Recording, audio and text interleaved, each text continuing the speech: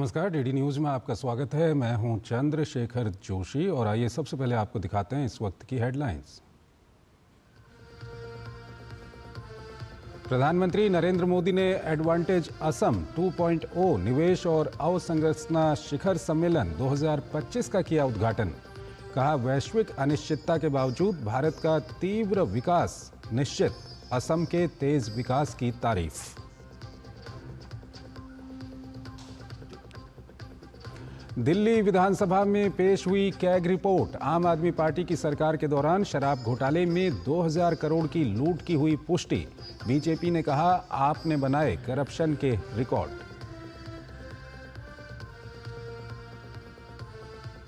भारतीय रेलवे ने महाशिवरात्रि के लिए विशेष इंतजाम किए। प्रयागराज से चलाई गई 350 से अधिक विशेष ट्रेनें। प्रमुख स्टेशनों पर बढ़ाई गई चौकसी।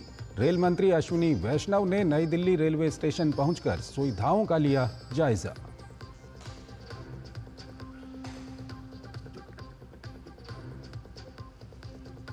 आखिरी पड़ाव पर पहुंचा महाकुंभ। बुधवार को होगा महाशिवरात्रि का महास्नान। आखिरी दिन श्रद्धालुओं की भारी भीड़ को देखते हुए प्रशासन ने की खास तैयारियां। स्नान करने वालों का आंकड़ा 64 करोड़ के पार।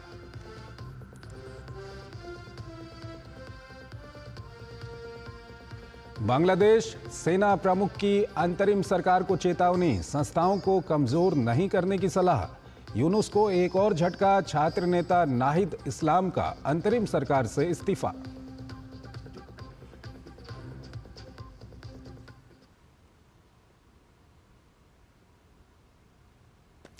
और आइए आपको विस्तार से खबर दिखाते हैं। सोमवार दोपहर प्रधानमंत्री बिहार के भागलपुर पहुंचे तो उनका स्वागत हुआ और कल शाम प्रधानमंत्री असम में थे।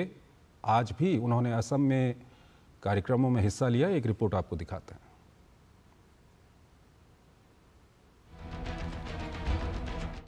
तीन राज्यों की यात्रा के पहले चरण में प्रधानमंत्री नरेंद्र मोदी रविवार को मध्य प्रदेश पहुंचे। जगह थी छतरपुर स्थित श्री बागेश्वर धाम। पीएम ने मंदिर में दर्शन और पूजा अर्चना के बाद बुंदेलखंड में स्वास्थ्य से जुड़ी बड़ी पहल की आधारशिला रखी।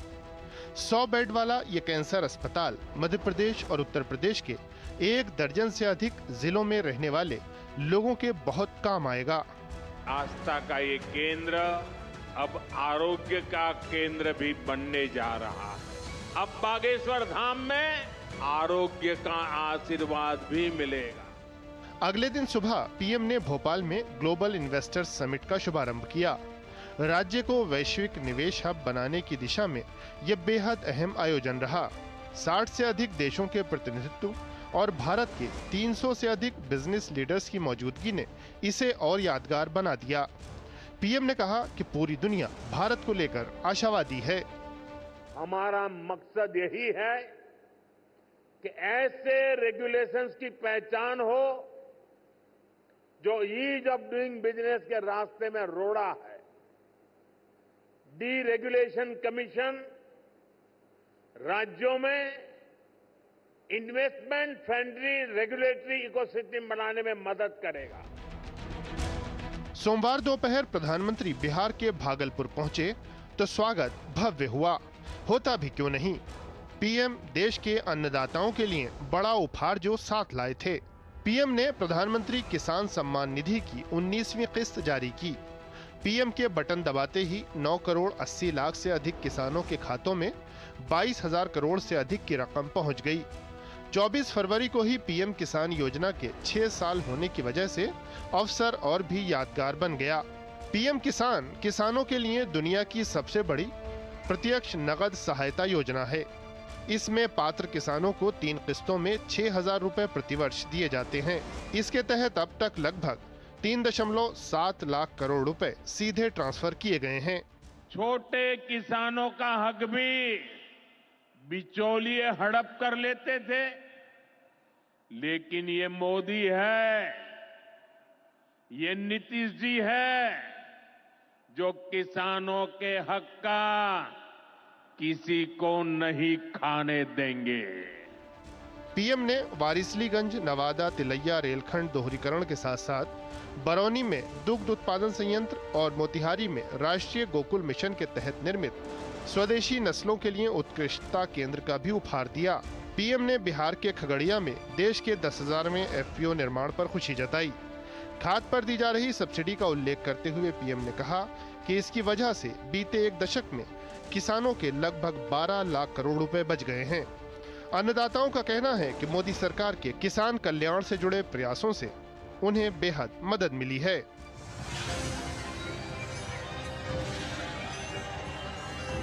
विरासत भी विकास भी का मंत्र लेकर आगे बढ़ने वाले प्रधानमंत्री सोमवार शाम असम पहुंचे और गुवाहाटी के सरुसजाई स्टेडियम में चाय बागान जनजातियों के शानदार सांस्कृतिक उत्सव झुमोइर बिनंदनी में शिरकत की। 8,000 जनजातीय लोगों के झुमोइर नृत्य में भारत की समृद्ध विविधता की झलक दिखाई पड़ी। विदेश मंत्री और लगभग 60 देशों के मिशन प्रमुखों की उपस्थिति ने आयोजन में उत्साह का रंग और भर दिया।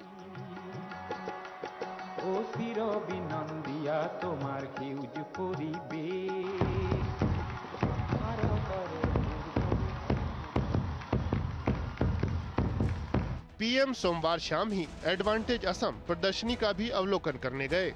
इसमें राज्य में निवेश की संभावनाओं को दिखाया गया है।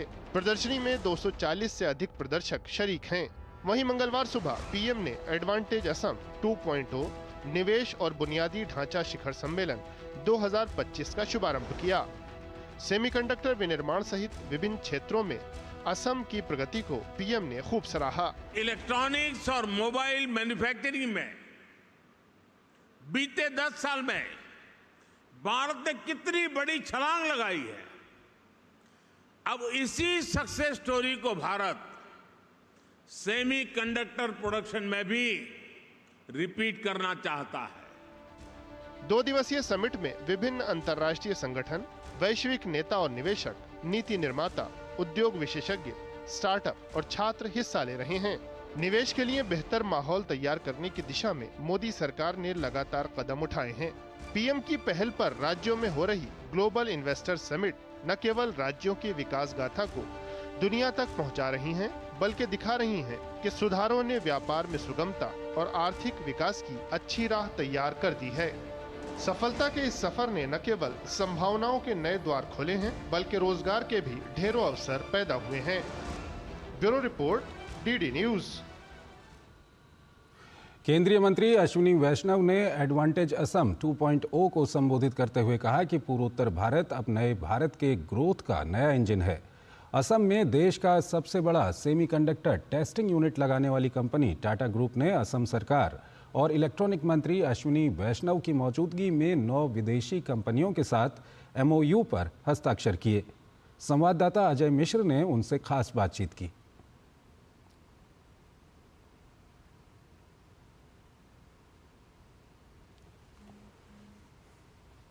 हमारे साथ है केंद्रीय मंत्री श्री अश्विनी वैष्णव जी। सर, आपने कहा कि नॉर्थ ईस्ट नए भारत का नया ग्रोथ इंजन है, ऐसा क्यों? माननीय प्रधानमंत्री श्री नरेंद्र मोदी जी ने जिस तरह से नॉर्थ ईस्ट में कनेक्टिविटी के लिए, इंडस्ट्रियल एक्टिविटीज़ के लिए, कल्चरल जो ग्रोथ है उसके लिए जितना प्रयास किया है, उन प्रयासों के कारण आज एंटायर नॉर्थ ईस्ट में एक नई ऊर्जा है, एक नई ताकत है।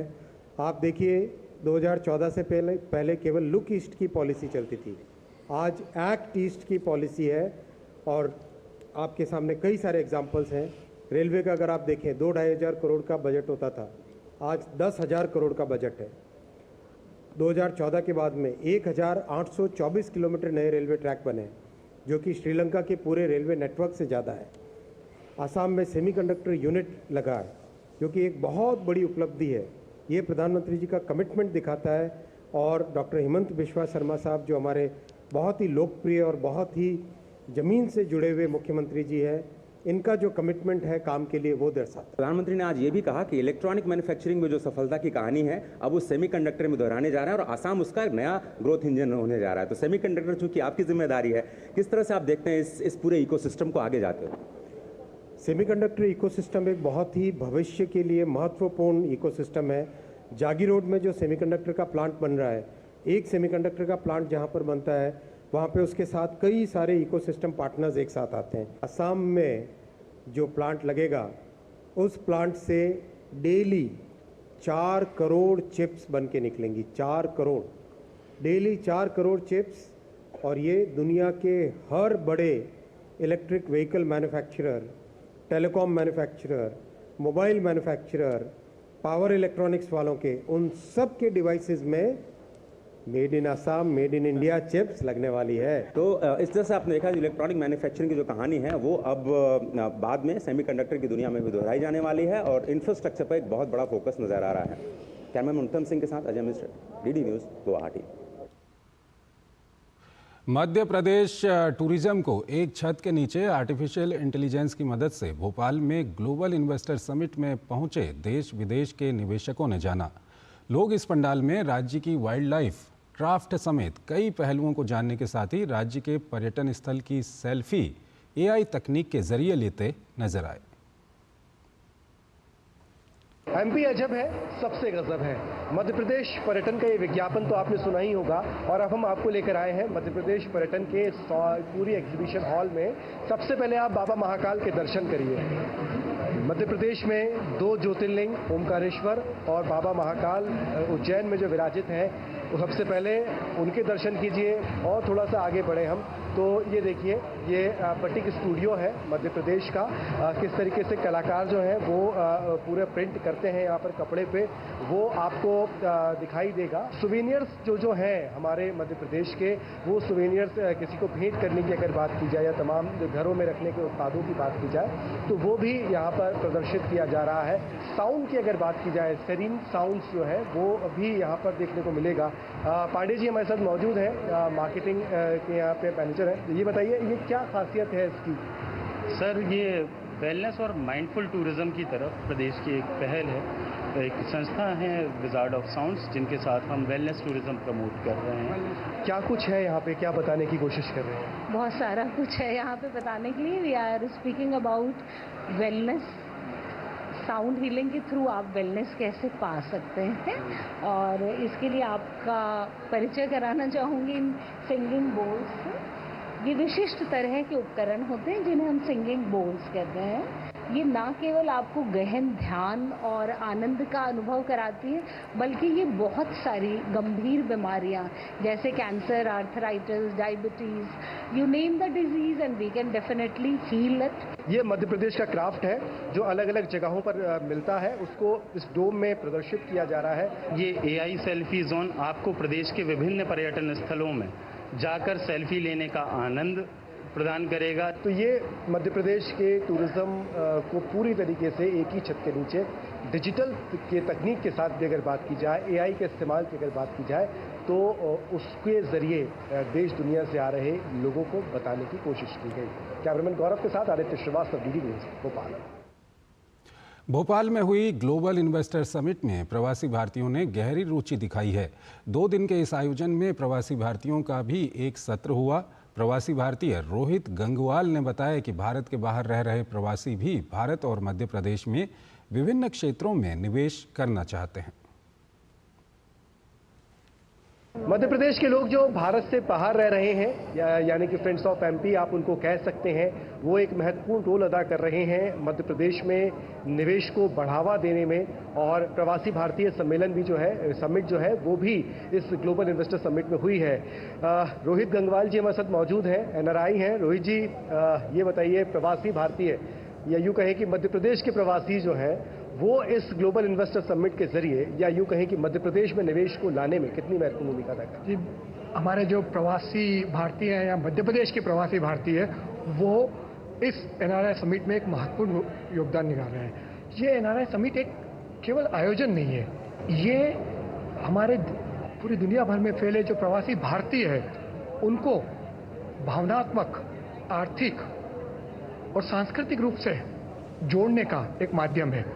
और हमारे जो एनआरआई साथी है, इसमें बहुत ही बढ़ चढ़ के हिस्सा ले रहे हैं अलग अलग सेक्टर में, चाहे हम आईटी की बात करें, हेल्थ केयर की बात करें, फार्मा की बात करें, उसमें हमारे एनआरआई साथियों ने काफ़ी अपनी रुचि दिखाई और काफ़ी बड़ा इन्वेस्टमेंट एनआरआई साथियों के। क्या लगता है आपको आने वाले समय में क्या कुछ ज़मीन पर चीज़ें दिखाई देंगी एनआरआई की तरफ से? डेफिनेटली काफ़ी अच्छी हमारी जो बातचीत हुई है और MOU साइन हुए और इस बार हम पूरा प्रयास करेंगे कि ये एक्चुअल इम्प्लीमेंटेशन हो इनका, और सभी केवल बड़े शहरों में नहीं छोटे शहरों में भी हमने कोशिश की है कि एक डिस्ट्रीब्यूटेड इन्वेस्टमेंट चैनल बने। मध्य प्रदेश की अगर बात करें तो यहाँ पे निवेश की संभावनाओं को लेकर जो लोग यहाँ आ रहे हैं उनके लिए बहुत महत्वपूर्ण रोल अदा कर रहे हैं।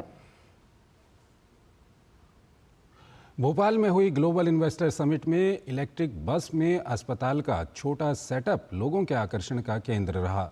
इस अस्पताल में गर्भवती माताओं की डिलीवरी से लेकर आंखों की जांच तक हो सकती है। ये मिनी अस्पताल इलेक्ट्रिक बस पर इंस्टॉल किया गया है। इस हॉस्पिटल ऑन व्हीकल्स में क्या क्या सुविधाएं होती हैं, इस पर देखिए DD न्यूज़ संवाददाता आदित्य श्रीवास्तव की ये रिपोर्ट। अस्पताल है और किस तरीके से बस के अंदर अस्पताल हो सकता है ये हम आपको बताते हैं। तमाम इक्विपमेंट्स जो है वो अस्पताल के अंदर जो होते हैं वो आपको दिखाई देंगे। जांच किस तरीके से होती हैं या आई चेकअप किस तरीके से हो सकता है, ये दरअसल एक तरीके से ये बताता है कि अगर कुछ ग्रामीण क्षेत्र होते हैं, दुरुस्त अंचल होते हैं जहाँ तक अस्पताल नहीं पहुँच पाता है, वहाँ तक आप एक गाड़ी के जरिए जो है ये पूरा अस्पताल पहुँचा सकते हैं। क्या नाम है आपका? पूर्णेंद्र श्रीवास्तव। ये बताइए कि क्या खासियत है इसकी, क्या क्या है इसके अंदर? हाँ, सबसे पहले सर मैं दूरदर्शन टीम को मैं बहुत बहुत धन्यवाद देना चाहूँगा। मैं पिनाकल इंडस्ट्री ग्रुप से हूँ। तो सर ये जो है सर हॉस्पिटल ऑन व्हील्स, ये जो हमने कॉन्सेप्ट बताया हुआ है, ये जो गाड़ी सर ईका मोबिलिटी जो व्हीकल है उस पर हम लोगों ने sir as a conversion hospital on wheel बनाया हुआ है। और इसमें आप देखेंगे सर जैसे ही आप एंट्री करते हैं सर इस गाड़ियों में, तो इसमें सर पेशेंट के लिए सर एग्जामिनेशन बेड है विथ सर आप देखेंगे यहाँ पे 10G माउंटेड इम्पोर्टेड सर इसमें ऑलरेडी डीप है वेंटिलेटर का पूरा प्रबंध किया गया है। साथ ही साथ इसमें रेफ्रिजरेटर आप दे सकते हैं सर इसमें। और सर ये हनीकम स्ट्रक्चर दवाइयों हैं ताकि कोई भी अगर कोई ट्रेनिंग डॉक्टर भी आता है तो ये जो ऑलरेडी किसी भी पेशेंट को उसके अनुरूप दवाई दे सके। कल के दिन में सर कोई डॉक्टर आता है उसके पास उनको किसी को एडमिट करना है, किसी पेशेंट को, ये 2 घंटे के लिए एडमिट हो सकता है। साथ ही सर इसमें लेडीज़ की डिलीवरी करनी है वो भी फैसिलिटी है। तो किसी की आई चेकअप करनी है या मुझे दूसरे आपको चेकअप करने हैं तो वो सर टूलिंग और स्पेस हम यहाँ पे दे सकते हैं। उसके अलावा क्या इस्तेमाल इसका देखा जाए तो किस तरीके के इस्तेमाल हो सकता है? सर वो इस्तेमाल आप देखेंगे सर जितने भी जो रूरल बिहार इलाके हैं या जहाँ पे डॉक्टर जो है वहाँ पे हॉस्पिटल नहीं है तो क्या कर सकते हैं सर, हम उस गाड़ियों को उस लोकेशन पे ले जा सकते हैं। चाहे आप देखेंगे यहाँ पे ग्लोबल इन्वेस्टर समिट हो रहा है भोपाल में, यहाँ पे एम्बुलेंस है बट यहाँ पे आसपास हॉस्पिटल नहीं है, तो आप गाड़ी को वहाँ पे ले जाइए। कोई भी कोई इमरजेंसी आई तो उसमें डॉक्टर रहेंगी, मेडिकल रहेगा, ताकि मैं उनको जो चार्ज मुझे देना है वो हम उनको उसी गाड़ी में दे सके। ना कि पूरा इलेक्ट्रिकल व्हीकल है, ये पूरा इलेक्ट्रिक व्हीकल है सर। ये इसकी कॉस्टिंग 1 करोड़ से ऊपर जाती है और फिलहाल सर इस गाड़ी में सर लगभग 90 लाख का इक्विपमेंट लगा हुआ है। कई जगह हमने देखा है फ्री चेकअप कैंप्स भी लगते हैं, कई जगह दुरुस्त अंचलों में सरकार कहती है कि हम जनता तक पहुंच रहे हैं और ऐसे व्हीकल्स का इस्तेमाल जो है वो किया जा सकता है। कई बार कुछ ऐसी घटनाएं हमारे देश में हो जाती हैं जहां तक मरीज को अस्पताल पहुंचाया जाता है लेकिन अस्पताल भी अब उस तक पहुंच सके, ये जो कॉन्सेप्ट है ये कहीं ना कहीं इसमें मददगार साबित हो सकता है। कैमरामैन गौरव के साथ आदित्य श्रीवास्तव, DD न्यूज़ भोपाल। भोपाल में आयोजित ग्लोबल इन्वेस्टर समिट 2025 के दूसरे दिन केंद्रीय मंत्री अश्विनी वैष्णव वीडियो कॉन्फ्रेंसिंग के जरिए शामिल हुए।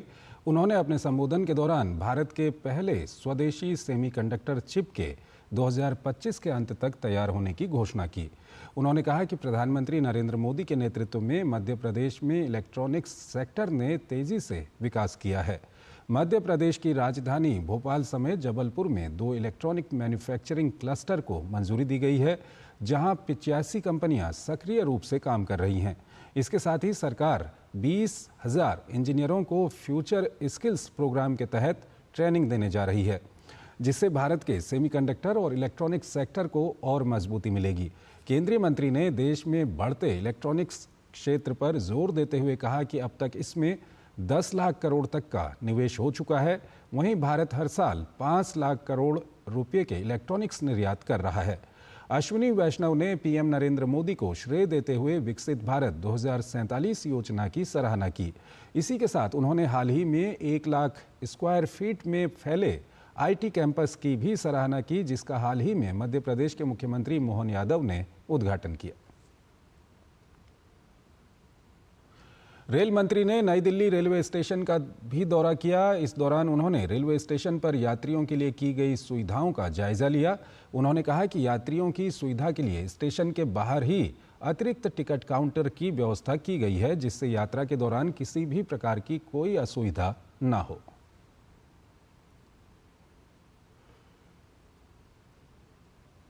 होल्डिंग एरिया जो बना है इसमें 36 टिकट काउंटर्स बने हुए हैं और साथ में जो ऑटोमेटिक टिकट वेंडिंग मशीन है वो भी लगी हुई है। इससे पैसेंजर्स को स्टेशन के अंदर जाकर टिकट खरीदने के बजाय स्टेशन के बाहर ही सारे टिकट मिल रहे हैं। अभी कई पैसेंजर्स के साथ मैंने बातचीत भी की है, काफ़ी उन्होंने संतुष्टि जताई है इस व्यवस्था से। महाकुंभ का अंतिम स्नान 26 फरवरी को है। कई राज्यों के तीर्थयात्री बड़ी संख्या में प्रयागराज में पहुंच रहे हैं। इस स्नान के बाद बड़ी संख्या में लोगों के अपने गृहनगर लौटने की उम्मीद है, जिससे रेलवे स्टेशनों पर भारी भीड़ उमड़ने की संभावना है। इसे ध्यान में रखते हुए उत्तर मध्य रेलवे, पूर्वोत्तर रेलवे और उत्तर रेलवे ने व्यापक तैयारियां की हैं। मौनी अमावस्या के अवसर पर 360 से अधिक ट्रेनें चलाई गई, जिसमें 20 लाख से अधिक लोगों को सफलतापूर्वक उनके गंतव्य तक पहुंचाया गया। इसी तरह महाशिवरात्रि स्नान के बाद अतिरिक्त ट्रेनें चलाने के विशेष इंतजाम किए गए हैं। महाकुंभ के 42वें दिन तक बड़ी संख्या में स्पेशल ट्रेनों समेत 15,000 से अधिक ट्रेनें चलाई जा चुकी हैं। महाशिवरात्रि पर श्रद्धालुओं की भारी भीड़ की संभावना को ध्यान में रखते हुए रेलवे प्रशासन ने यात्रियों की सुविधा के लिए सुरक्षा, आश्रय और आसान टिकटिंग समेत अनेक इंतजाम किए हैं। प्रयागराज क्षेत्र के सभी स्टेशनों पर वाणिज्य विभाग के 1500 से अधिक कर्मचारी और रेलवे सुरक्षा बल के 3000 जवान तैनात किए गए हैं। महाकुंभ के अंतिम सप्ताहांत के दौरान रेलवे ने नियमित और विशेष दोनों तरह की ट्रेनों का कुशलतापूर्वक प्रबंधन किया। रविवार को 335 ट्रेनों का सफलतापूर्वक संचालन किया गया, जिससे 16 लाख से अधिक लोग अपने गंतव्य तक पहुंचे। प्रयागराज की पावन धरती पर महाकुंभ का आयोजन हो रहा है, जहां देश विदेश से श्रद्धालु संगम की त्रिवेणी घाट पर आस्था की डुबकी लगा रहे हैं। इसी कड़ी में भाजपा नेता और विधायक पंकज सिंह ने संगम में आस्था की डुबकी लगाई और मां गंगा का आशीर्वाद लिया। इस दौरान उन्होंने महाकुंभ को भव्य दिव्य बताया है। इसी के साथ महाकुंभ की व्यवस्थाओं को लेकर संतोष भी जताया।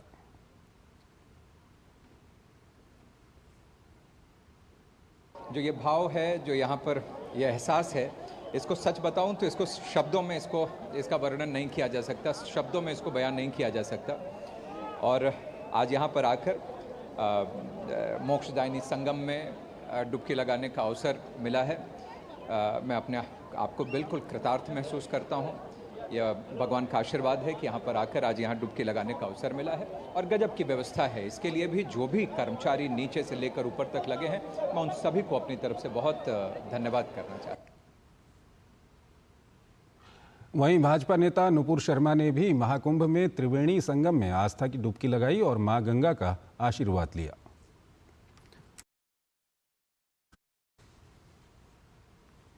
इसी कड़ी में देश के सबसे बड़े उद्योगपति मुकेश अंबानी की बेटी ईशा अंबानी ने अपने पति आनंद पीरामल के साथ प्रयागराज पहुंचकर स्नान किया। ईशा ने अपने पति के साथ पूरे विधि विधान के साथ त्रिवेणी संगम में आस्था की डुबकी लगाई। एक तरफ महाकुंभ के समापन के अवसर पर देश भर के सनातन धर्म में आस्था रखने वाले सभी श्रद्धालु प्रयागराज की तरफ रुख कर रहे हैं, तो दूसरी तरफ महाशिवरात्रि के पर्व पर बाबा काशी विश्वनाथ की नगरी में श्रद्धा का सैलाब देखने को मिल रहा है। ऐसे में वाराणसी प्रशासन ने यातायात प्रबंधन और श्रद्धालुओं के सुख सुविधाओं के खासे इंतजाम किए हैं। देखते हैं हमारे संवाददाता मनीष बाजपेयी की ये खास रिपोर्ट।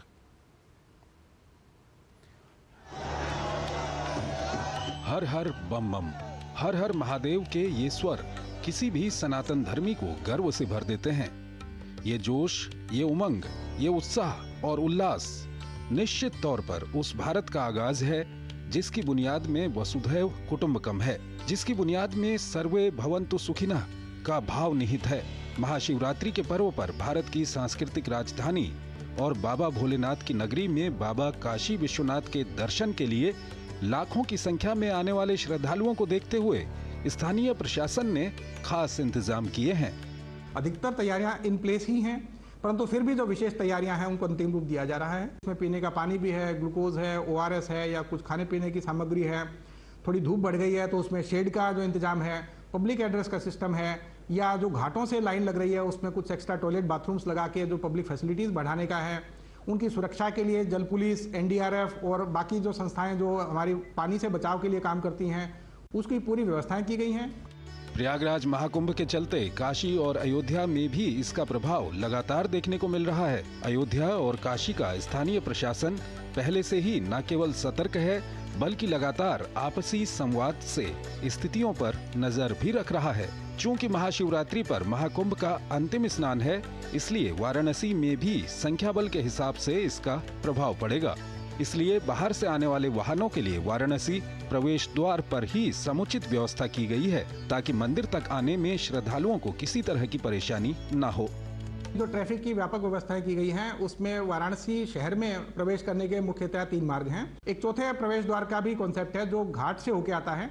उसमें जो हमारा दशाश्वमेध घाट है वहां से एंट्री होती है और घाट ही घाट लाइन में लगते हुए लोग सीढ़ी चढ़ के गंगा नदी के द्वार से मंदिर में प्रवेश करते हैं। सिर्फ इतना ही नहीं, महाशिवरात्रि के अवसर पर वाराणसी और काशी रेलवे स्टेशनों पर भारी भीड़ की संभावना को देखते हुए भारतीय रेलवे ने विशेष तैयारियां की हैं। यात्री सुविधाओं, सुरक्षा, चिकित्सा सेवाओं और स्वच्छता पर विशेष ध्यान दिया गया है। रेलवे प्रशासन ने भीड़ प्रबंधन के लिए अतिरिक्त होल्डिंग एरिया, आश्रय स्थल और निगरानी तंत्र को मजबूत किया है। रेलवे प्रशासन और स्थानीय प्रशासन का एक बेहतरीन सामंजस्य यहाँ दिखाई दे रहा है। भारत सरकार से जुड़े हुए रेलवे जैसे डिपार्टमेंट्स हैं, उनके साथ इतना अच्छा कोऑर्डिनेशन रहा है कि अलग अलग स्थान के यात्रियों के लिए जोनिंग व्यवस्था लागू हो गई है। फुट ओवरब्रिज हैं वो यूनिडायरेक्शनल हो गए हैं। प्रशासन, पुलिस और रेलवे की टीम मिलके वहाँ पे जो है ट्रेन की मूवमेंट का निर्णय लेते हैं। वाराणसी में श्रद्धालुओं की भारी भीड़ को देखते हुए श्री काशी विश्वनाथ मंदिर में महाशिवरात्रि पर 3 दिनों तक प्रोटोकॉल दर्शन व्यवस्था पर रोक लगा दी गई है। 25 फरवरी से लेकर 27 फरवरी तक श्री काशी विश्वनाथ मंदिर में सभी प्रोटोकॉल दर्शन पर रोक रहेगी। भारत की सांस्कृतिक राजधानी काशी और शिवरात्रि का पर्व मानो ऐसा लगता है कि पूरा भारत ही नहीं पूरा विश्व उमड़ आया हो भगवान शिव के दरबार में, काशी विश्वनाथ के दरबार में। और ऐसे में सबसे बड़ी चुनौती होती है प्रशासन के लिए कि कैसे इसका प्रबंधन किया जाए, वो ट्रैफिक मैनेजमेंट की बात हो या फिर क्राउड मैनेजमेंट की बात हो। और उसको लेकर प्रशासन जबरदस्त तरीके से तैयारी कर रहा है और वो तैयारी हमें यहाँ पर दिख भी रही है। Manish Bajpayee, DD news, Varanasi. प्रयागराज में चल रहे महाकुंभ 2025 का समापन अब बेहद करीब है। महाशिवरात्रि पर भक्ति, आस्था और श्रद्धा के इस महासंगम को व्यवस्थित और सुरक्षित बनाने के लिए मेला पुलिस प्रबंधन ने विशेष दिशा निर्देश जारी किए हैं ताकि श्रद्धालुओं को स्नान और दर्शन का अवसर निर्बाध रूप से मिल सके। ये रिपोर्ट देखिए। महाशिवरात्रि के पावन अवसर पर महाकुंभ अपने चरम पर पहुंच चुका है। 144 साल बाद बने इस अद्भुत संयोग का साक्षी बनने के लिए करोड़ों श्रद्धालु संगम तट पर उमड़ पड़े हैं। मां गंगा, यमुना और सरस्वती के पावन संगम में रोजाना 1.25 करोड़ से ज्यादा श्रद्धालु डुबकी लगाकर शांति और मोक्ष की कामना कर रहे हैं। यही नहीं, पिछले 10 दिनों से लगातार चल रहे आस्था के इस महाज्वार को देखते हुए स्वास्थ्य और सुरक्षा के पुख्ता इंतजाम किए गए हैं। तैयारियां हमारी पूरी हैं। लगातार जितने हमारे शिव मंदिर हैं सभी की साफ़ सफाई, सभी पे सुरक्षा व्यवस्था, श्रद्धालुओं के हितार्थ जितने कदम उठाए जाने थे, जैसा अभी माननीय मुख्यमंत्री जी ने पिछली VC में हम सबको डायरेक्शन दिया था, तो उस पर हम सभी लोगों ने काम किया है। वहाँ पे बैरिकेडिंग करानी हो, पुलिस की व्यवस्था करानी हो, प्रशासनिक अधिकारियों को लगाना हो और मंदिर प्रबंधन के साथ में बेहतर तालमेल वो हम सब ने सुनिश्चित किया है और हम लोग पूरी तरह तैयार हैं कि सकुशल इस पर्व को संपन्न करें। महाशिवरात्रि के अंतिम महत्वपूर्ण स्नान को लेकर तैयारियां पूरी हो चुकी हैं। CM योगी आदित्यनाथ ने इसे लेकर विशेष निर्देश जारी किए हैं। महाकुंभ में अंतिम दिन 1 करोड़ से अधिक श्रद्धालुओं के आने का अनुमान है। क्राउड मैनेजमेंट के लिए प्रशासन सतर्कता बरत रहा है, जिसके तहत प्रमुख मार्गों पर ADG और IG स्तर के अधिकारी तैनात रहेंगे। महाशिवरात्रि को लेकर प्रशासन 24 घंटे कड़ी सुरक्षा सुनिश्चित करने में जुटा हुआ है। श्रद्धालुओं को नजदीकी घाट पर स्नान करने की सलाह दी जा रही है। श्रद्धालुओं से दक्षिणी झूसी मार्ग से आने वाले अरैल घाट का उपयोग करने के लिए कहा गया है, जबकि उत्तरी झूसी मार्ग से आने वाले श्रद्धालुओं को हरिश्चंद्र घाट और पुराने GT घाट पर स्नान करने को कहा गया है। परेड क्षेत्र से आने वाले श्रद्धालुओं के लिए भी खास इंतजाम किए गए हैं। महाकुंभ क्षेत्र में निगरानी के लिए एयरपोर्ट को तैनात किया गया है। नया ट्रैफिक प्लान भी लागू किया गया है और पार्किंग को लेकर कई जोन बनाए गए हैं। भीड़ के अनुसार सभी पांटून पुलों पर आवागमन की सुविधा की गई है। भीड़ अधिक होने पर कई वैकल्पिक मार्गों का भी इंतजाम किया गया है। कड़ी निगरानी के लिए संगम से प्रयागराज जंक्शन तक 1450 सीसीटीवी कैमरे लगाए गए हैं। प्रशासन ने महाशिवरात्रि पर्व पर श्रद्धालुओं की सुविधा के लिए बहुत से सुरक्षा इंतजाम किए हैं, जिसके तहत मेला क्षेत्र और आसपास के इलाकों के लिए कई प्रतिबंध लगाए गए हैं और लोगों से सहयोग करने की अपील की गई है। मेला पुलिस के अनुसार 25 फरवरी 2025 को मेला क्षेत्र को शाम 4 बजे से नो व्हीकल जोन घोषित किया गया है, जबकि प्रयागराज कमिश्नरेट को सायंकाल 6 बजे से नो व्हीकल जोन बनाया गया है। सभी नागरिकों से अनुरोध किया गया है कि वे इस व्यवस्था का सम्मान करते हुए पूरा सहयोग करें। बहुत बड़ी चुनौती शहर में यातायात प्रबंधन को लेकर, भीड़ प्रबंधन को लेकर, रेलवे प्रबंधन को लेकर हमारे सामने होती है और इस बार बहुत सारे लोग एयरपोर्ट से भी आए थे और वहाँ का प्रबंधन भी महत्वपूर्ण था। तो सभी पे हमने लगातार सभी क्षेत्रों में काम किया है और यातायात प्रबंधन को लेकर जहाँ पे लोकल ट्रैफिक है, जहाँ पे डाइवर्जन करना होता है, वो हमने करवाया है और साथ साथ हम पूर्व से ही अपील करते हैं जितने भी हमारे शहरवासी हैं उनसे कि अगर डाइवर्जन लगे होते हैं उसमें सहयोग करें या अगर नो व्हीकल जोन होता है तो उसमें हमें सहयोग करें। महाकुंभ में अब तक 64 करोड़ से अधिक श्रद्धालु पवित्र स्नान के सहभागी बन चुके हैं। इसे देखते हुए महाशिवरात्रि पर यह आंकड़ा 66 करोड़ के पार हो जाने की संभावना है। सनातन धर्मावलंबी जितनी बड़ी संख्या में यहाँ पहुँचे हैं, उतने पूरी दुनिया में आज तक कहीं दूसरी जगह एक साथ एकत्र नहीं देखे गए हैं। Bureau report, DD news.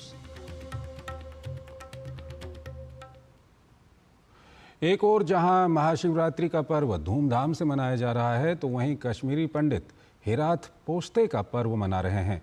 Herat पोश्ते Kashmiri पंडितों का सबसे बड़ा पर्व माना जाता है, जिसे वो बहुत ही धूमधाम से मनाते हैं। हेरात शब्द संस्कृत भाषा से लिया गया है, जिसका हिंदी अर्थ है हर रात्रि या शिवरात्रि। महाशिवरात्रि के पर्व को ही जम्मू कश्मीर में हेरात कहा जाता है, जिसकी तैयारियां कई दिन पहले से ही शुरू हो जाती है। हेरात के त्यौहार को कश्मीरी पंडितों की संस्कृति का अहम हिस्सा माना जाता है, जो कश्मीरी लोगों को एक दूसरे से जोड़ने का काम करता है। प्रधानमंत्री नरेंद्र मोदी ने हेरात पोश्ते के अवसर पर कश्मीरी पंडितों को बधाई दी। सोशल मीडिया प्लेटफॉर्म एक्स पर एक पोस्ट में उन्होंने लिखा, हेरात पोश्ते ये त्यौहार हमारे कश्मीरी पंडित बहनों और भाइयों की जीवंत संस्कृति से निकटता से जुड़ा हुआ है। इस पावन अवसर पर मैं सभी के लिए सद्भाव, अच्छे स्वास्थ्य और समृद्धि की कामना करता हूँ। ये अवसर सभी के सपनों को पूरा करे, नए अवसर पैदा करे और सभी के लिए स्थायी खुशियाँ लेकर आए।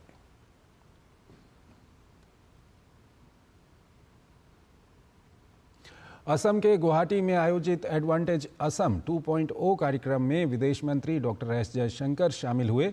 विदेश मंत्री ने एक्ट ईस्ट, एक्ट फास्ट और एक्ट फर्स्ट विषय पर कार्यक्रम को संबोधित किया। विदेश मंत्री ने भारत आसियान मुक्त व्यापार समझौतों को लेकर कहा कि इसके लिए कुछ ठोस कदम उठाए जाने की जरूरत है। The next set of partners for us are from the ASEAN. In the last 3 decades, we have mutually benefited from the deepening of ties in so many domains. The review of the ASEAN-India Trade in Goods Agreement, ITIGA, should not be further delayed. Smoother mobility arrangements can help give a fresh economic boost to this relationship. Opportunities in emerging areas like AI, semiconductors, green shipping, and green hydrogen can be actively pursued. इस अवसर पर विदेश मंत्री जयशंकर ने Indo Pacific को लेकर भारत द्वारा किए जा रहे प्रयासों की जानकारी दी। साथ ही जानकारी देते हुए बताया कि भारत यूरोपीय आयोग मिशन और यूरोपीय संघ के सदस्यों के साथ हिंद प्रशांत के मुद्दों पर चर्चा करेगा। India's engagement eastwards today extends all the way to Australia, New Zealand, and the Pacific.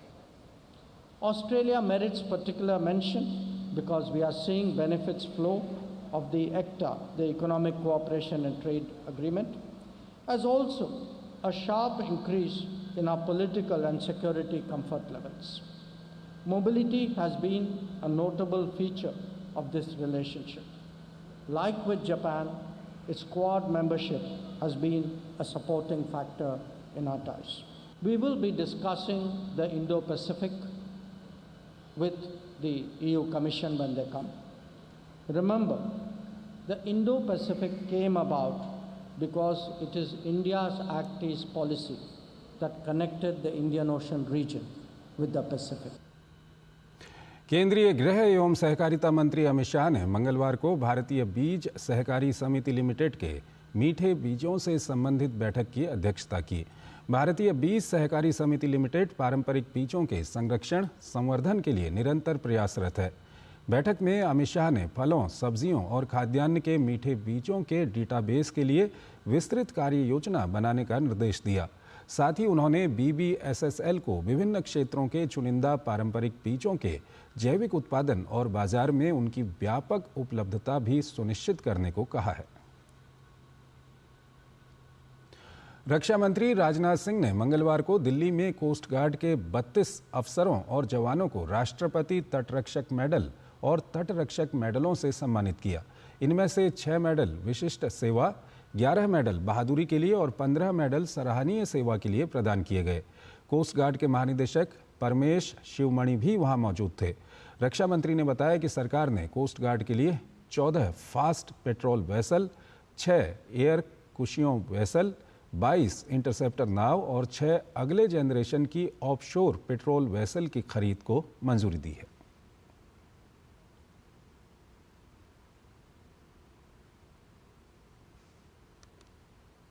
Indian coast guard की कार्यक्षमता को बढ़ाने के लिए पूरी तरह से कमिटेड है।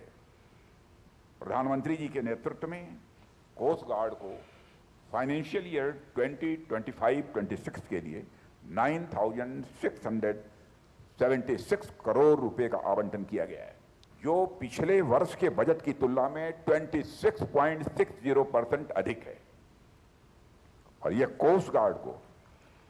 कोस्ट गार्ड को मॉडर्न बनाने की दिशा में मैं मानता हूं कि बहुत ही एक महत्वपूर्ण कदम है। दुनिया में तेज गति वाले ट्रांसपोर्ट पर बहुत रिसर्च चल रही है और इस दिशा में भारत ने भी एक मील का पत्थर हासिल किया है। 1100 किलोमीटर प्रति घंटे की रफ्तार से चलने वाले हाइपर लूप को लेकर भारत में तेजी से काम जारी है। देश का पहला हाइपर लूप टेस्ट ट्रैक तैयार हो गया है, जिस पर ट्रायल किए जा रहे हैं।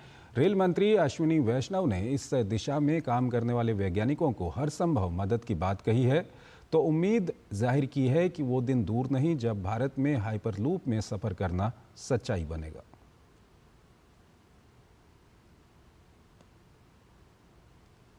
दिल्ली से जयपुर का सफर 30 मिनट में। देश का पहला हाइपरलूप टेस्ट ट्रैक तैयार। 1100 किलोमीटर प्रति घंटा की स्पीड से दौड़ेगी ट्रेन। भारत के ट्रांसपोर्ट सिस्टम में एक बड़ी क्रांति आने वाली है। देश का पहला हाइपरलूप टेस्ट ट्रैक बनकर तैयार है। ट्रायल रन की सफलता के बाद लोग आने वाले समय में हाइपरलूप ट्रेन की सुविधा ले सकेंगे।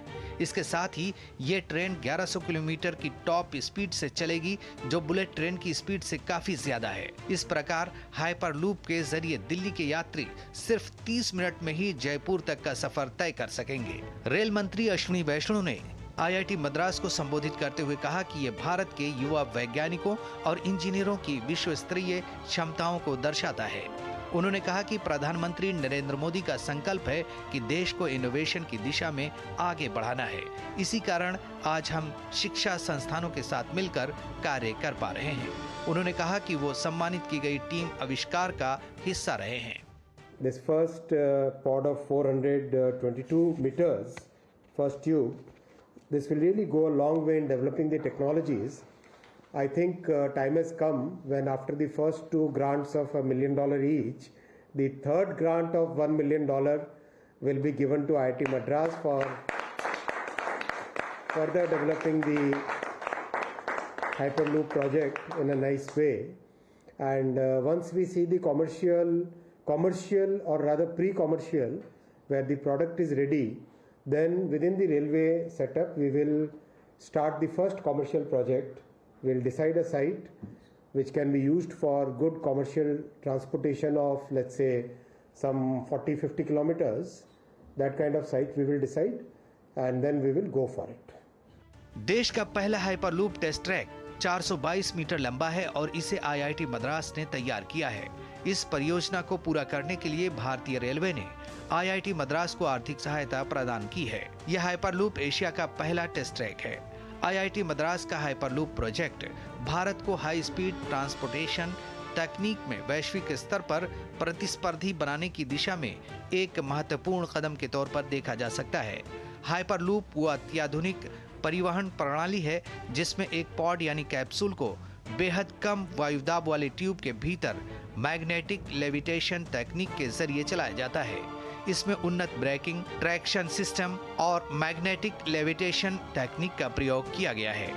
आईआईटी मद्रास की आविष्कार हाइपरलूप टीम इस तकनीक को विकसित करने में महत्वपूर्ण भूमिका निभा रही है, जिसे भारतीय रेलवे सहयोग कर रहा है। इस पहल से भारत में हाई स्पीड ट्रांसपोर्टेशन को बढ़ावा मिलेगा, जिससे लंबी दूरी की यात्रा को तेज और किफायती बनाया जा सकेगा।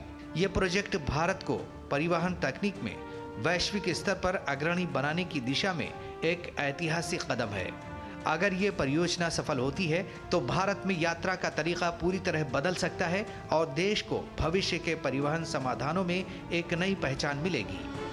अभिषेक सिंह की रिपोर्ट, डीडी न्यूज़, दिल्ली।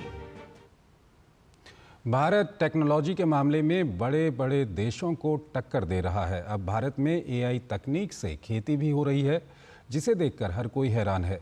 कुछ भारतीय किसान एआई को खेतीबाड़ी में इस्तेमाल कर रहे हैं, जिसकी जानकारी माइक्रोसॉफ्ट के सीईओ सत्या नडेला ने एक्स पर दी है। इसके बाद टेस्ला के सीईओ एलोन मस्क भी इन किसानों के फैन हो गए हैं और उन्होंने नडेला का पोस्ट रीशेयर किया है। सत्या नडेला ने एआई के पॉजिटिव इम्पैक्ट की बात की। साथ ही महाराष्ट्र में छोटे खेतों में पैदावार को बढ़ाने में आर्टिफिशियल इंटेलिजेंस की भूमिका के बारे में बताया। वीडियो में नडेला बताते हैं, मैं एक उदाहरण बताना चाहता हूं जो बारामती कोऑप का हिस्सा रहे छोटे किसानों का है, जहां उन्होंने इस पावरफुल टेक्नोलॉजी को एडॉप्ट किया। एक छोटे ज़मीन मालिक ने अपनी खेतीबाड़ी को बेहतर किया है।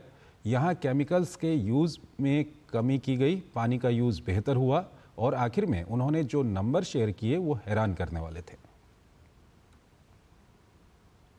एम्स नई दिल्ली में 16 साल के एक बच्चे की सफल दुर्लभ सर्जरी की गई। उत्तर प्रदेश के उन्नाव जिले के 16 साल के एक बच्चे को जन्म से ही 4 पैर थे।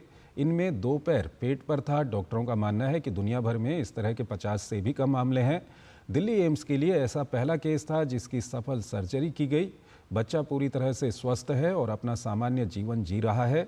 जन्म से ही पेट पर 2 अतिरिक्त पैर होने से उसे भेदभाव का सामना करना पड़ा, जिसके चलते उसने 8वीं के बाद स्कूल छोड़ दिया था।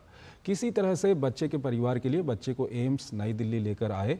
बच्चे का परिवार लेकर आया, जहां उसकी 8 फरवरी को सर्जरी की गई। डॉक्टरों का मानना है कि इस उम्र के मरीज में ये अपने तरह का पहला केस है। सर्जरी चुनौतीपूर्ण थी, लेकिन एम्स के डॉक्टरों की टीम ने इसे सफलतापूर्वक अंजाम दिया। 1 करोड़ में एक केस ऐसा होता है। आप लोगों ने सुना तो होगा कि बच्चे जुड़ के पैदा होते हैं, जैसे सर पे जुड़े या चेस्ट पे जुड़े। इसमें ये था कि जो दूसरा बच्चा तो पूरा नहीं बना हुआ था, वो एक पैरासाइट की तरह पहले वाले बच्चे के साथ अटैच था। क्योंकि पैरासाइट की तरह अटैच था, उसका खुद का तो लाइफ कुछ थी नहीं, लेकिन वो बच्चे की सारी ब्लड सप्लाई, नर्व सप्लाई सब अपनी तरफ ले रहा था, इसलिए उसको निकालना बहुत ज़रूरी था। सर्जरी बहुत चैलेंजिंग थी, बहुत ही रेयर है एक्चुअली। जो ये डायग्नोस होता है यूजुअली पैदा होने के बाद या ज़्यादा 5 साल की उम्र तक डायग्नोस करा गया। अभी तक जितना भी हमने सर्च करा अराउंड 40 से 42 केस ही रिपोर्टेड है, बट इस एज पे ऐसा डायग्नोसिस और इसको ऑपरेट करना आई थिंक से फर्स्ट टाइम है। दिल्ली में 19वां CII खाद्य सुरक्षा गुणवत्ता और नियामक शिखर सम्मेलन आयोजित हुआ, जिसमें भविष्य के लिए तैयार खाद्य प्रणालियों के लिए स्मार्ट और पर्यावरण अनुकूल समाधान पर विचार साझा किए गए और भोजन में दूषित अवशेषों के समाधान के लिए हरित और स्मार्ट नवाचार पर खास फोकस किया गया। इस मौके पर खाद्य प्रसंस्करण मंत्रालय के अपर सचिव मिन्हाज आलम ने बताया कि कैसे सरकार खाद्य प्रसंस्करण की गुणवत्ता को और बेहतर बना रही है और हरित खाद्य पर एक बेहतर रोड मैप के साथ आगे बढ़ रही है। Ministry of Food Processing Industries is supporting industry to comply with the standards prescribed by the FSSAI. Ministry is supporting food testing laboratories. We have the food testing laboratory schemes and we have already done more than 300 labs so far across the country. in private and government sector. Now, in the last 2024-25 budget, previous year's budget, there is target to set up 100 food testing lab more. वहीं इस सम्मेलन में खाद्य सुरक्षा, गुणवत्ता को और smart बनाने के साथ साथ तमाम बिंदुओं पर फोकस किया गया। FSSAI की विज्ञान मानक एवं नियमों की सलाहकार डॉक्टर अलका राव ने तमाम अहम पहलुओं को उजागर किया और क्या बदलाव हो रहे हैं इस पर बात की। India, like any other country in the world, face challenges from a growing population, climate change that affects farming, and high consumer expectation. That segment of our consumer citizens who are not yet alert, we all would want them to be equally aware. So there is no going back now from the fact that our consumer is much more enlightened, demanding, and asking not just for more food, and it's no longer a fight just for more food. It's about the right food, the healthy food, the nutritious food, and that is where I think all of you become a bigger player and a greater partner to the regulator, which FSSAI is. प्रवर्तन निदेशालय ने गुजरात के पत्रकार महेश प्रभुदान लांगा को money laundering के एक मामले में गिरफ्तार किया। ईडी ने बताया कि उन्हें अहमदाबाद में PMLA की विशेष अदालत में पेश किया गया, जहां कोर्ट ने उन्हें 28 फरवरी तक ईडी की हिरासत में भेज दिया। ये मामला अहमदाबाद पुलिस द्वारा दर्ज 2 FIR पर आधारित है, जिसमें धोखाधड़ी, आपराधिक गबन, विश्वासघात और लाखों रुपये की ठगी के आरोप शामिल हैं। ईडी ने दावा किया कि महेश लांगा ने वित्तीय लेन देन में अनियमितता, जबरन उगाही और मीडिया प्रभाव का दुरुपयोग किया। इसके अलावा वो GST इनपुट टैक्स क्रेडिट घोटाले में भी शामिल थे, जिसकी जांच जारी है। सुप्रीम कोर्ट ने मंगलवार को दिल्ली में यमुना की सफाई को लेकर बड़ी टिप्पणी की। सुप्रीम कोर्ट ने कहा है कि दिल्ली में सरकार बदलने से यमुना को लेकर सभी विवाद सुलझ सकते हैं। कोर्ट ने यह टिप्पणी यमुना समेत दूसरी नदियों के प्रदूषण से जुड़े मामले पर सुनवाई के दौरान की। वरिष्ठ वकील मीनाक्षी अरोड़ा इस केस में एमाइकस क्यूरी के तौर पर जजों के सामने पेश हुईं। उन्होंने जजों को बताया कि पहले दिल्ली और हरियाणा में यमुना के पानी में हिस्सेदारी और गंदगी को लेकर काफ़ी विवाद रहा है। इस पर जस्टिस भूषण रामाकृष्ण गवई ने कहा, अब सरकार बदल गई है, बदले हुए हालात में शायद सभी विवाद हल हो सकें। वहीं इस मामले में अगली सुनवाई 4 मार्च को होगी। अलीगढ़ मुस्लिम विश्वविद्यालय परिसर के पास गोकुला चौराहा और शमशाद मार्केट इलाके में स्थित एक प्राचीन शिव मंदिर, कुआं और धर्मशाला को लेकर विवाद गहराता जा रहा है। स्थानीय लोगों के अनुसार 1899 और 1901 के बीच बने इस ऐतिहासिक मंदिर परिसर पर मुस्लिम समुदाय ने कब्जा कर लिया है और वहां रह रहे लोगों के साथ लगातार विवाद की स्थिति बनी हुई है। देखिए DD न्यूज़ की अलीगढ़ से ये खास रिपोर्ट। वक्फ बोर्ड के विवाद के आने के बाद लगातार लोग सामने आ रहे हैं। ये वो डिस्ट्रिक्ट एवं सेशन कोर्ट के पेपर्स हैं जिसमें एक जमीन के बारे में बताया गया है कि ये जमीन मंदिर निर्माण के लिए सरकार के द्वारा गटरमल नामक व्यक्ति को उस दौर में दी गई थी। ये मंदिर है 1800 या 1900 के आसपास का नक्शा है, उसमें ये मंदिर दिखाई दे रहा है। यहाँ लाला गडरमल जी थे, उनको 1899 में एक ज़मीन दी गई मंदिर के लिए। 460 वर्ग मीटर ज़मीन आवंटित की गई थी। धीरे धीरे वहाँ मुस्लिम आबादी बढ़ती गई, हिंदू आबादी घटती गई। 1928 में घटना होती है और संप्रदाय विशेष के लोगों के द्वारा लाला गडरमल जी के पुत्र गोकुल चंद जिनका नाम था, उनके गर्दन काटकर और शिवलिंग पर चढ़ा दी जाती है। उसके बाद आज की स्थिति ये है कि मंदिर वहाँ बिल्कुल पूर्ण रूप से खत्म किया जा चुका है। मंदिर पर संप्रदाय विशेष के लोगों के द्वारा अवैध कब्जा किया जा चुका है। 2012 में सपा के जो तत्कालीन विधायक थे और उनके जिले के और महानगर के अध्यक्ष वगैरह थे, उन लोगों ने स्वयं खड़े होकर उस ज़मीन पर मुस्लिम समुदाय के लोगों को कब्जा कराया।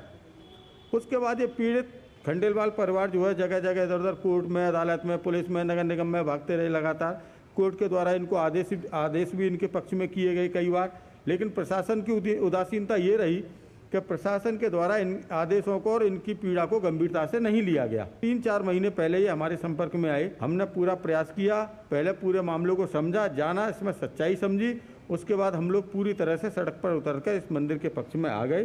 तो 1 महीने का समय मुझसे अधिकारियों के द्वारा मांगा गया था। मार्च फर्स्ट वीक तक प्रशासन के द्वारा मंदिर को कब्जा मुक्त नहीं कराया जाता है, तो करणी सेना के तमाम करणी सैनिक स्वयं जाकर मंदिर को कब्जा मुक्त कराएंगे और होली उसी मंदिर पर जाकर खेलेंगे। सवाल न सिर्फ वक्फ बोर्ड पर बल्कि सवाल उस नियत पर कि किस वजह से ये बोर्ड जो है कब्जा करने वाला बोर्ड साबित हो रहा है। यूरोपियन यूनियन ने कहा है कि वो भारत को यूक्रेन की शांति में एक महत्वपूर्ण सहयोगी मानता है। यूरोपियन यूनियन ने यह भी कहा है कि यूक्रेन को सुरक्षा गारंटी देने में भी भारत की अहम भूमिका होनी चाहिए।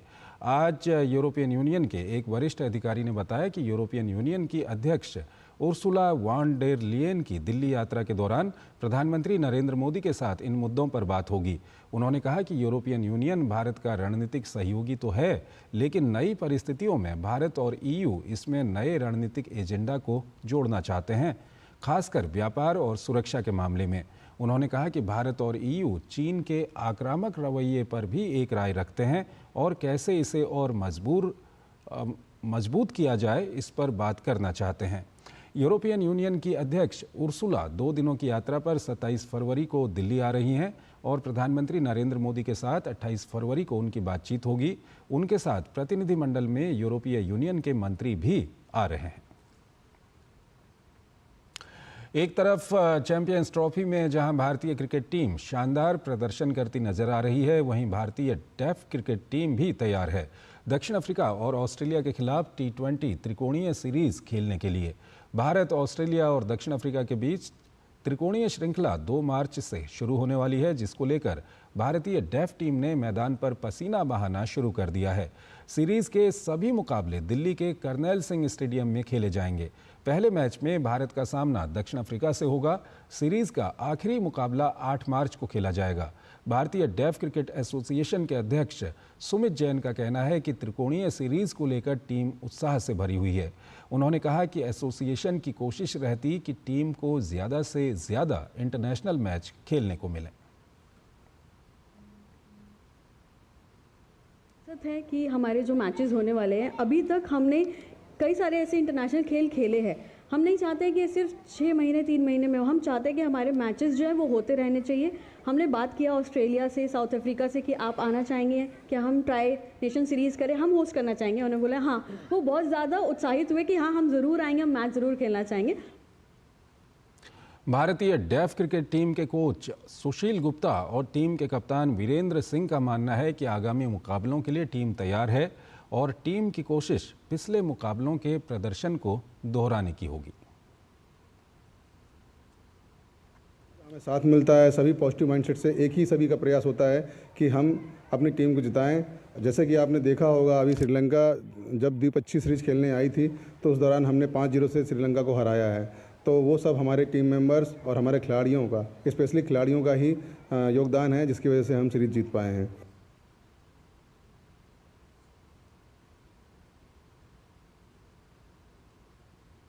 मैच खेलने के लिए बिल्कुल सही है और हमारा 2 से 8 मार्च को मैच होने वाला है ऑस्ट्रेलिया और साउथ अफ्रीका का और इंडिया। ये एक ट्राई नेशन सीरीज़ है।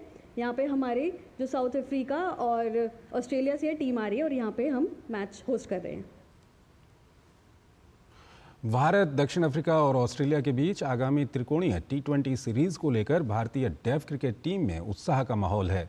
सीरीज को लेकर भारतीय टीम तैयारियों में जुट गई है। त्रिकोणीय श्रृंखला के लिए कितनी तैयार है टीम, इस पर हमारे संवाददाता सुशील कुमार ने बात की टीम के कोच देवदत्त से। आप इस बातचीत को देखिए और इस बुलेटिन के लिए मुझे इजाज़त दीजिए। नमस्कार। भारतीय deaf cricket team South Africa और ऑस्ट्रेलिया के खिलाफ त्रिकोणीय श्रृंखला में भिड़ने के लिए तैयार है। प्रैक्टिस जारी है, हम देख सकते हैं। और इस वक्त हमारे साथ टीम के हेड कोच देवदत्त जी मौजूद हैं। देवदत्त जी, क्या तैयारी रहेगी इस बार टीम की और क्या शेड्यूल होगा, इसके बारे में बताएं। हमारा टीम की पूरी तैयारी है। अभी हमने 5 लड़के नए आए टीम में जुड़े हुए हैं। तो हमारी कोशिश रहे ट्रायंगुलर सीरीज है जो हम ये टीम जीते, इंडिया टीम ये जीते। हमारा पहला मुकाबला साउथ अफ्रीका से है। साउथ अफ्रीका एक अपने आप में अच्छी टीम है, हम 2-3 बार उनसे खेले हैं। तो हमारा चैलेंज ये रहेगा कि हमने सारे मैचेस जीतने हैं और ये टूर्नामेंट उठाना। जी बिल्कुल, हमारे होम ग्राउंड पे मुकाबले हैं, जाहिर तौर पर टीम आत्मविश्वास से भरी होगी। क्या कुछ बदलाव भी देखने को मिलेंगे इस बार? बदलाव हैं, अभी हमने 1-2 ओपनर रखे हैं, जम्मू कश्मीर से बच्चा रखा है ऑलराउंडर के तौर पर ही है। और एक लड़का already under 19 Cooch Behar board trophy खेल के आया अंडर 19, उसको हमने पहली बार इंडियन टीम में मौका दिया है। तो उम्मीद हमारी पूरी है, जो हमारा जैसे ग्रासी विकेट है तो ग्रासी विकेट के हिसाब से हमने ज़्यादा जो फास्ट बॉलर को ही मौका दिया जाएगा और हम ये चाहेंगे जो फास्ट बॉलिंग के साथ साथ वो बैटिंग भी कर सके, उस जो प्लेइंग 11 में उस प्लेयर को मौका दिया जाएगा। अच्छा, दक्षिण अफ्रीका और ऑस्ट्रेलिया के खिलाफ भारतीय डेफ टीम का जो रिकॉर्ड है वो बेहतर रहा है। पहले जो मुकाबले हमने देखे उसमें टीम काफ़ी प्रभावी ढंग से निपटी है। अगर हम प्लेयर्स की बात करें तो कौन कौन से प्लेयर्स हमारे जो है एक अहम भूमिका निभाने वाले हैं? संतोष बच्चा है जो उड़ीसा से पिछला टूर्नामेंट की, उसने अच्छी परफॉर्मेंस की, जो श्रीलंका से हम जीते थे। तो अभी एक शोभित लड़का है, 2-3 लड़के हमारे ऑलरेडी कप्तान वीरेंद्र, एक्स्ट्राऑर्डिनरी बच्चे हैं, कुलदीप है, नायडू है, साई आकाश इस बार हमारा टीम के साथ नहीं जुड़ पाया, तो हमारा opener batsman vice captain. Team हमारी इस समय बेस्ट है, पर हमने दूसरी टीम को लाइटली नहीं लेना और कोशिश है टूर्नामेंट हम जरूर जीतें। जी बिल्कुल, दूरदर्शन जुड़ने के लिए बहुत बहुत धन्यवाद।